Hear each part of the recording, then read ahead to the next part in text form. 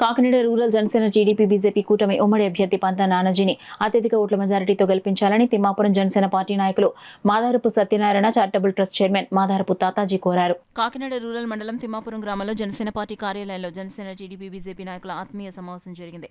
కార్యక్రమానికి తిమ్మాపురం జనసేన పార్టీ నాయకులు మాదారపు తాతాజీ అధ్యక్షత వహించగా కూటమి అభ్యర్థి పంతా నానాజీ ముఖ్య అతిథిగా పాల్గొన్నారు.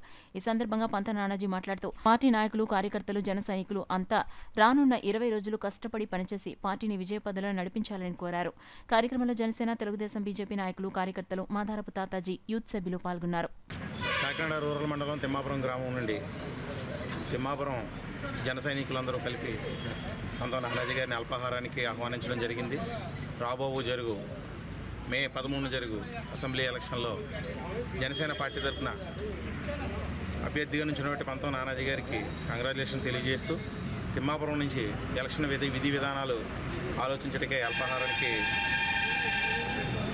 పిలవడం జరిగింది. మాధవ తాతాజీ గారి అధ్యక్షతన జరిగిన ఈ అల్పాహార విధిలో పంతా నానాజీ గారు ప్లస్ తిమ్మాపురం జన సైనికులందరూ కూడా విరివిగా పాల్గొని ఈ యొక్క కార్యక్రమాన్ని జయప్రదం చేసినందుకు పేరున ధన్యవాదాలు తెలియజేసుకుంటూ ప్రతి ఒక్కరూ కూడా ఈ ఎలక్షన్ని దృష్టిలో ఉంచుకుని ప్రతి ఒక్క సైనికుడు కూడా ఓటర్ లిస్ట్ వెరిఫై చేసుకుని ప్రతి ఒక్కరూ కూడా ఎలక్షన్కి తయారై ఉండాలని చెప్పేసి నానాజీ గారు పిలుపునివ్వడం అందరికీ సంతోషకరం.